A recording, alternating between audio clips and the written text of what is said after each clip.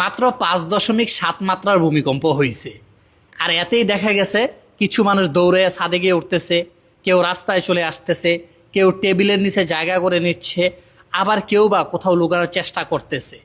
মাত্র 5.7 মাত্রার ভূমিকম্প, এতেই অবস্থা। আপনারা অনেকে বলতে পারেন যে 5.7 এটা আপনার কাছে মাত্র মনে হয়।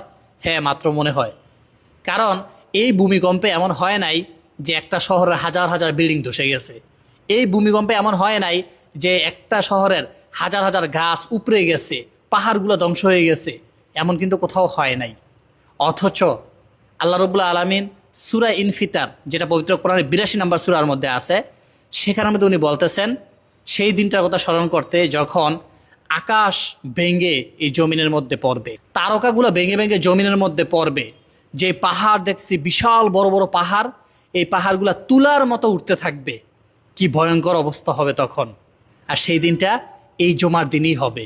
আপনাদের কি মনে আছে একবার রাশিয়ার একটা রকেট মহাশূন্যের মধ্যে যোগাযোগ বিচ্ছিন্ন হয়ে যাওয়ার পর সবাই চেষ্টা করে এটা যাতে করে পৃথিবীর কোনো জায়গায় না পড়ে, কারণ পড়লে অনেক মানুষের ক্ষতি হতে পারে।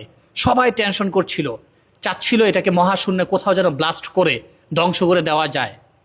একটা সামান্য রকেট, এটার জন্য কত দুশ্চিন্তা ছিল। 5.7 মাত্রা ভূমিকম্প, এটার জন্য পুরো দেশ আতঙ্কে চলে গেল। আর যখন এই শুক্রবার দিন মানুষ তার নিজ কাজকর্মে ব্যস্ত থাকবে, তখন আকাশ ফেটে পড়বে, জমিন তার যত সম্পদ আছে সবগুলোকে উগড়ে দিবে, আর এই বিশাল বিশাল পাহাড়গুলা তুলার মতো উঠতে থাকবে। কি অবস্থা হবে সেদিনের। আজকে যখন ভূমিকম্প হয়েছিল, ওই অবস্থায় যদি আমরা মারা যেতাম, আমাদের সর্বশেষ আমল কী ছিল জানেন?